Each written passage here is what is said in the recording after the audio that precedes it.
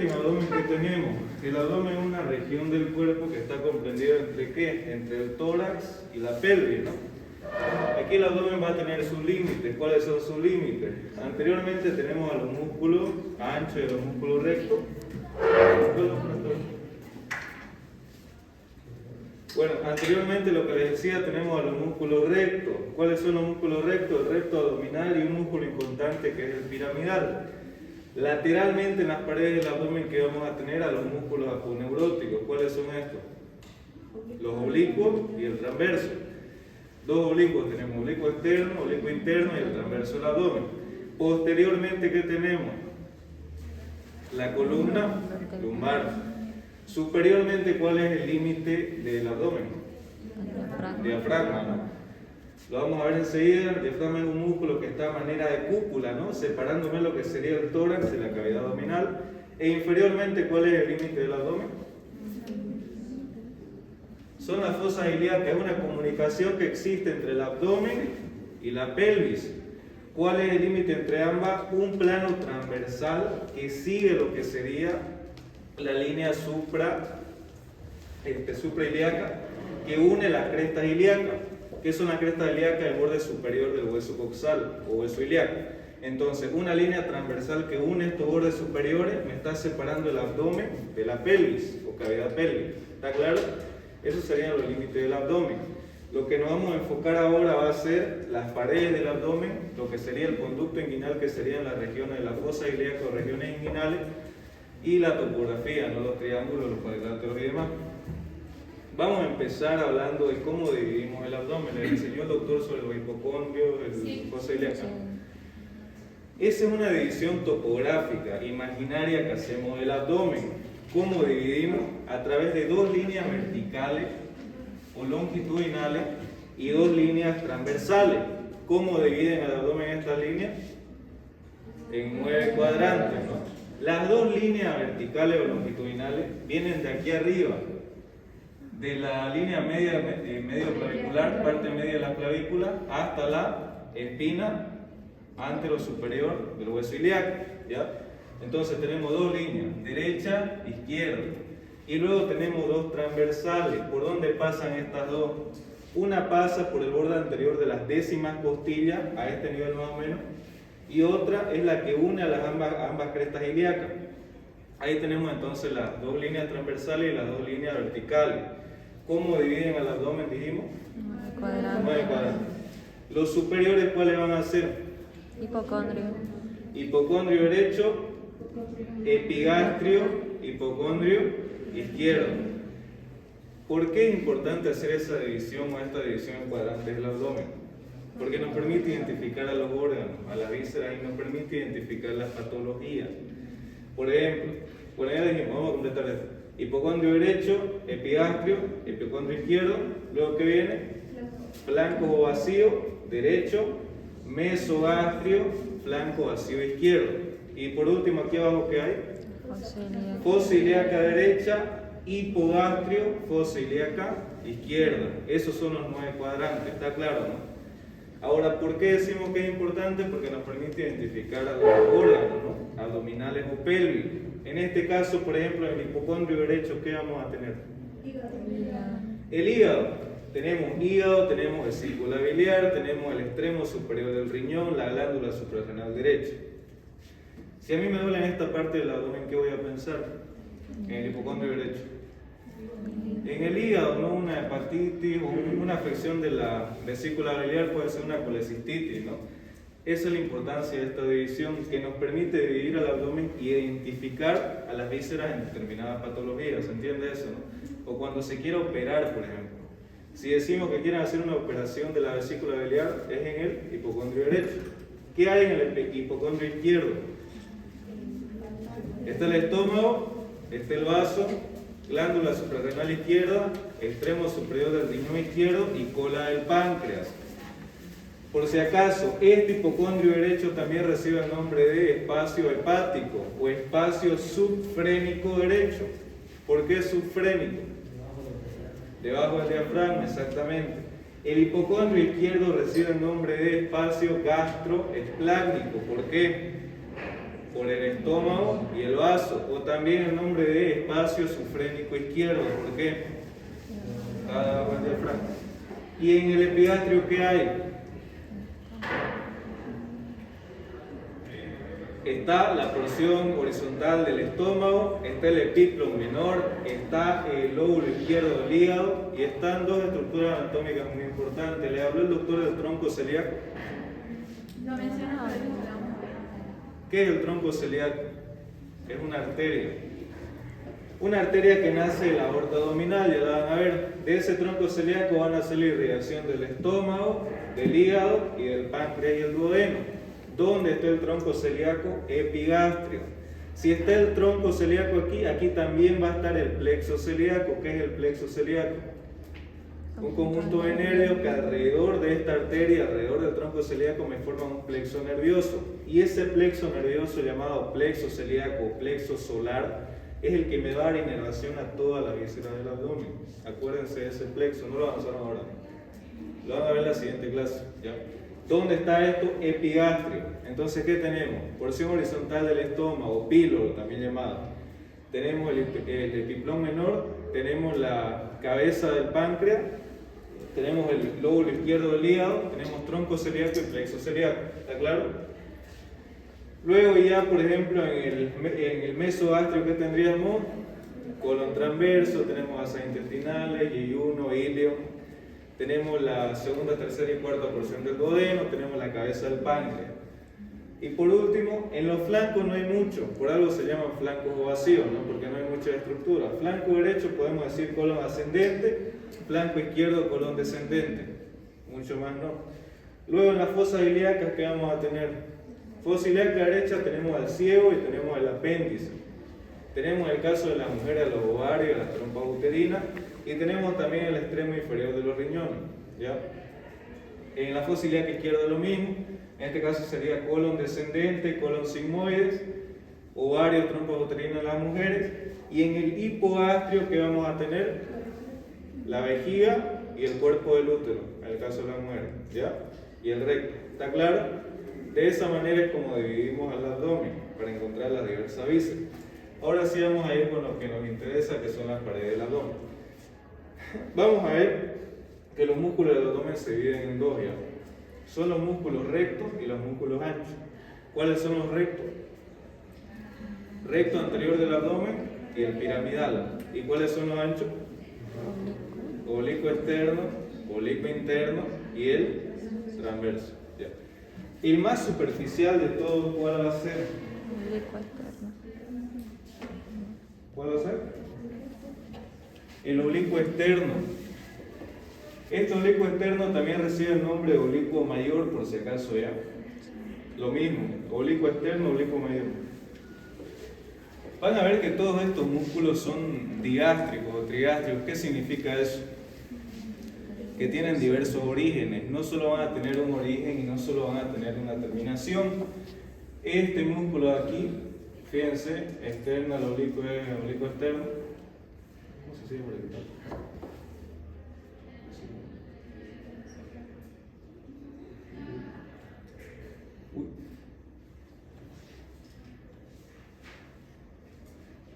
Ya, vamos a escribir ahí.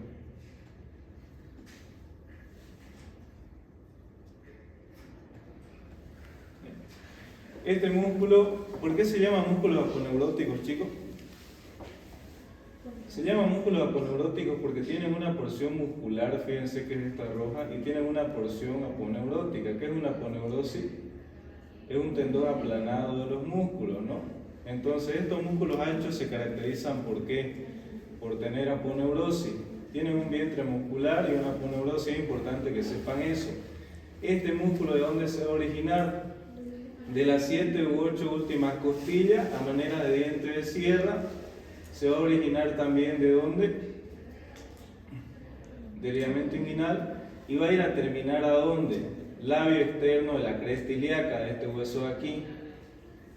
Aquí, como les decía posteriormente, el borde superior del hueso ilíaco se llama cresta ilíaca. Esta cresta ilíaca en sus 3/4 anteriores tiene dos labios en intersticio.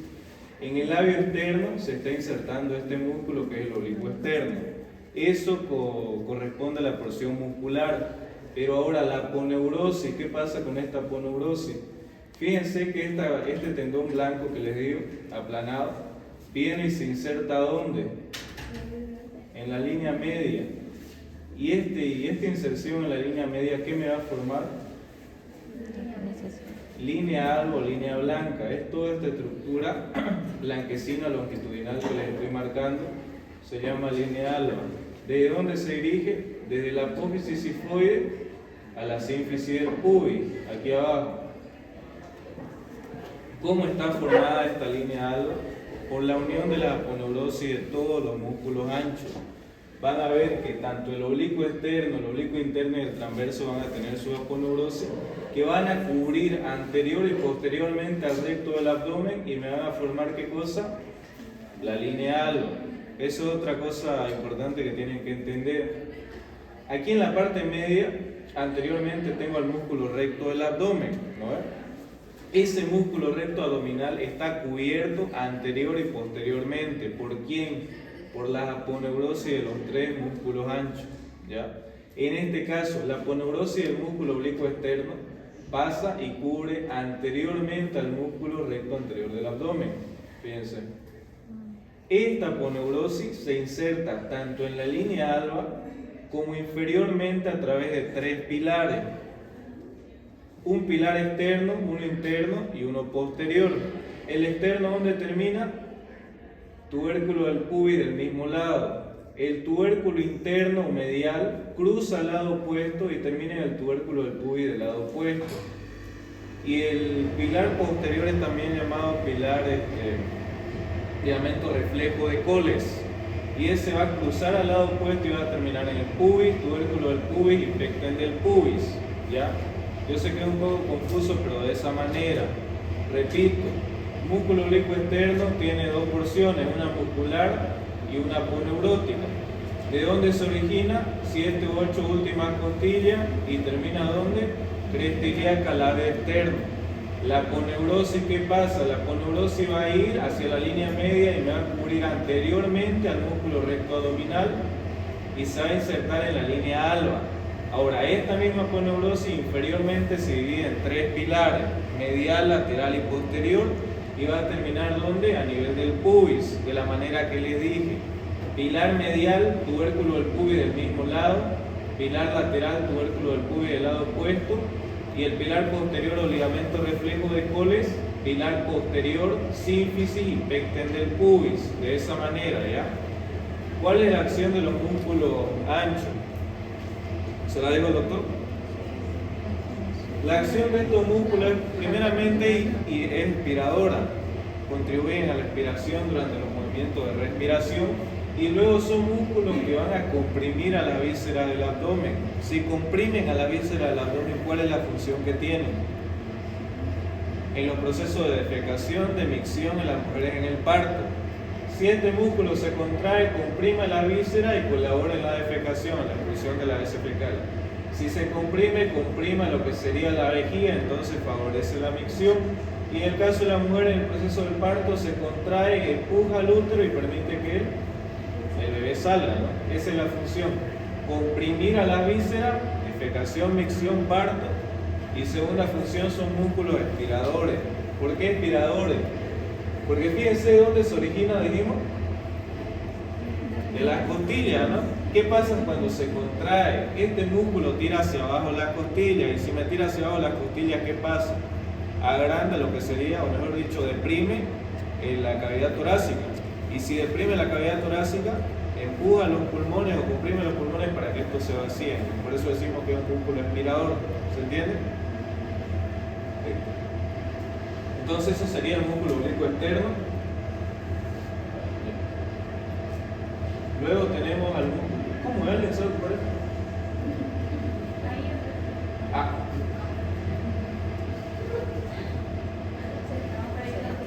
¿Alguien sabe ocupar esto, chicos? Quiero quitarlo.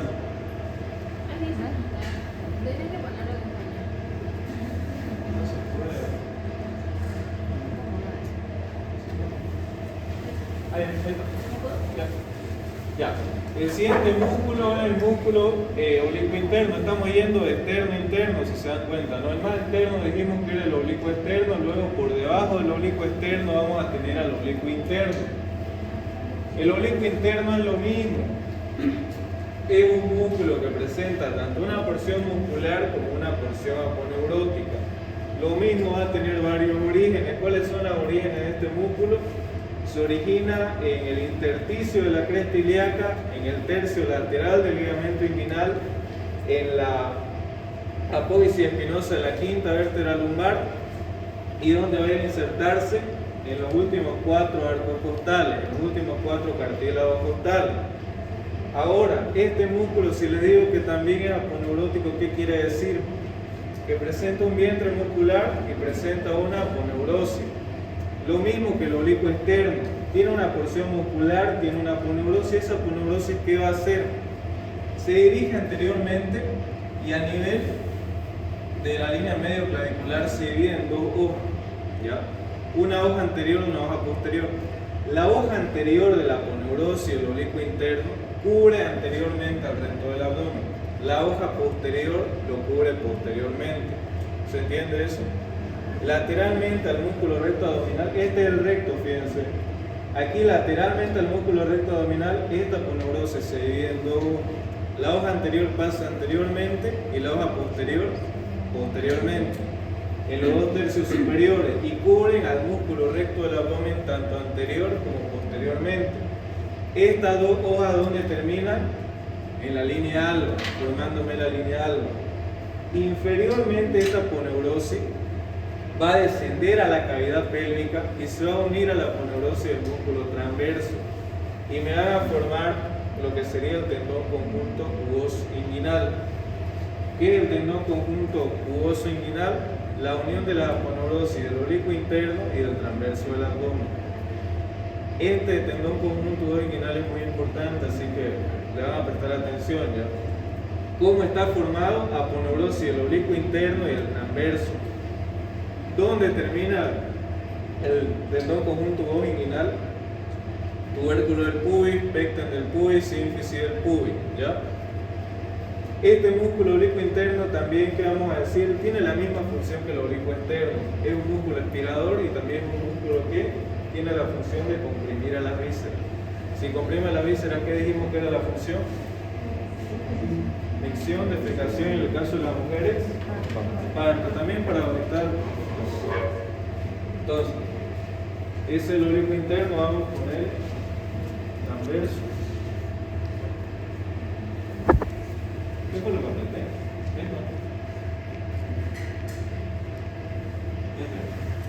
Ahora además,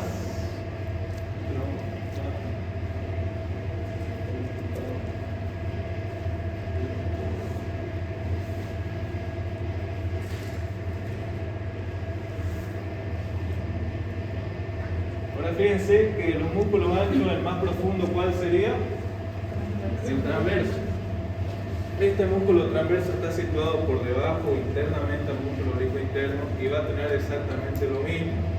Al ser un músculo ancho presenta una porción muscular y una porción aponeurótica, ¿ya? Aponeurótica. También tiene diversos orígenes. ¿De dónde se va a originar este? Del labio interno de la cresta ilíaca, tercio lateral, del ligamento inguinal, se origina de la apófisis costal de las primeras 4 vértebras lumbares y estos fascículos ascienden y se insertan donde en los últimos 6 costillas. Se insertan donde termina este músculo, últimas 6 costillas, de esta manera: cartílago costal de la séptima y octava, cartílago costal y parte ósea de la novena, y en la décima, undécima y duodécima costilla en la parte ósea. Ahora, si decimos que es un músculo aponeurótico, tiene una porción muscular, tiene una porción aponeurótica. La aponeurosis del músculo transverso solo va a cubrir posteriormente al músculo recto del abdomen, ya no lo cubre anteriormente.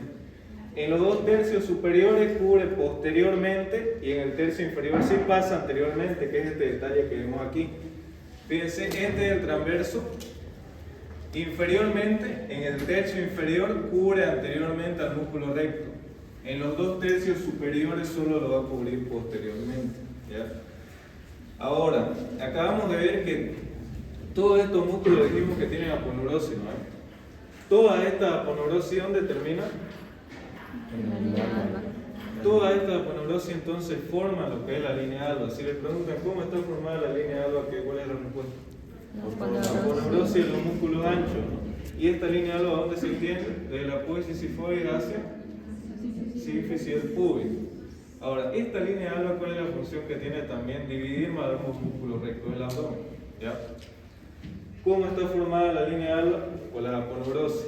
Y toda este conjunto de aponeurosis que están cubriendo tanto anterior como posteriormente al músculo recto del abdomen, se les conoce como vaina de los músculos rectos, ¿ya? Si les preguntan cuál es la vaina de los músculos rectos, ¿cuál es la respuesta? La aponeurosis de los músculos anchos.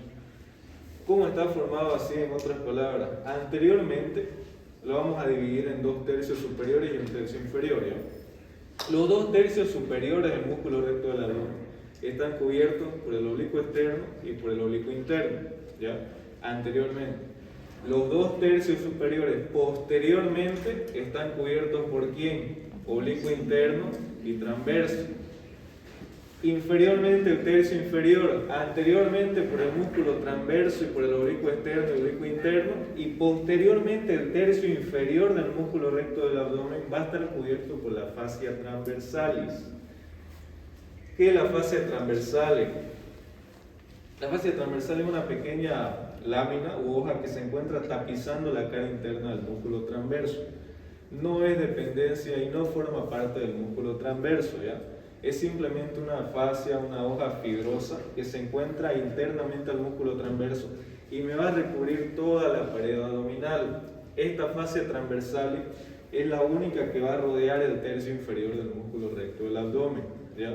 Enseguida vamos a escuchar más de la fascia transversal cuando hablemos de conducto inguinal.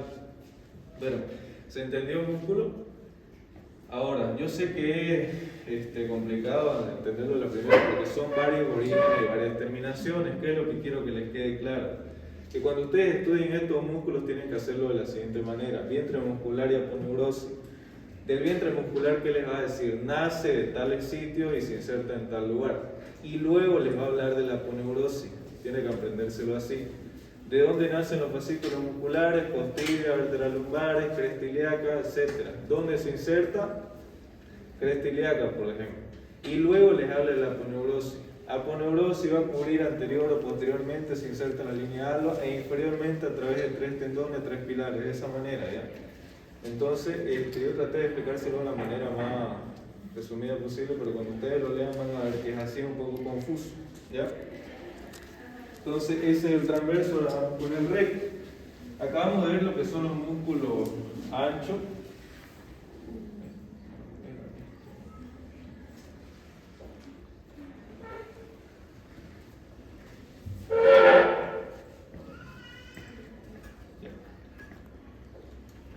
Ahora, ya vemos los músculos de la pared anterolateral. Ahora vamos a ver los músculos de la pared anterior. Está representada por dos músculos. Aquí no vemos el piramidal, está solo el recto anterior, ¿ya? Estos dos músculos aquí, izquierdo y derecho, son los músculos rectos anteriores del abdomen. ¿Dónde se originan? Aquí inferiormente. Se originan del pubis y sínfisis del pubis, fíjense. Ascienden ambos músculos y van a terminar ¿en dónde? Quinta, sexta y séptima costilla. En la quinta costilla, en la parte ósea, sexta costilla, cartílago costal y parte ósea, y en el séptimo cartílago costal, ya no en la parte ósea, solo séptimo cartílago costal, también en la apófisis sifoide, ¿ya? Entonces, como este músculo empieza abajo, así como lo aprendí yo, empieza abajo en el pubis, sínfisis del pubis, asciende y termina a nivel de las costillas. ¿Cuál es costilla? Quinta, sexta y séptima, ¿ya? Este músculo van a leer que nace a través de dos tendones, les va a decir, uno medial, otro lateral. Aquí no vemos esa diferencia. El lateral nos dice que nace a través de dos tendones, uno medial, otro lateral. El lateral tiene una expansión aponeurótica, a ver si se ve aquí. No. Perdón, de su origen decimos que nace a través de dos tendones. El tendón lateral van a leer que tiene una expansión llamada ligamento de Henle. ¿Ya? Ligamento de Henle viene y se une a lo que sería el ligamento inguinal. Ahora, ¿cuál es la característica especial de este músculo? Es que fíjense que en su trayecto, en su vientre, tiene intersecciones tendinosas. Estas manchas blancas que ven aquí son intersecciones tendinosas que dan el aspecto de este músculo como si estuviera cortado. ¿Han visto una persona con abdominales marcados? ¿Han visto que tiene cuadritos, no? Esos cuadritos están representados por quién? Por estas intersecciones tendinosas. Es como que deprimen al vientre muscular y lo separan, ¿no? Entonces, ¿cuánto es lo normal que tenga de 2 a 3? Pero la teoría nos dice que puede tener de 4 a 5 de estas intersecciones tendinosas, ¿ya? Entonces, empieza abajo en el pubis, ibis y el pubis, termina a nivel de los cartílagos costales. ¿Cuál es la función de este músculo? Básicamente la misma, ¿ya? Pero va a tener una función más que es flexionar el tronco, ¿ya?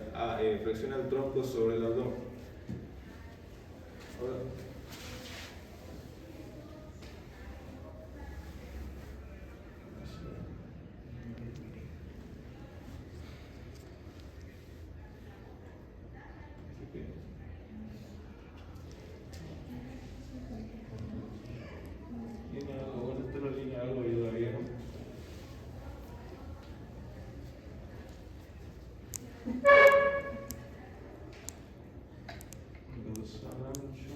no avanzaron dorsal ancho, ¿no?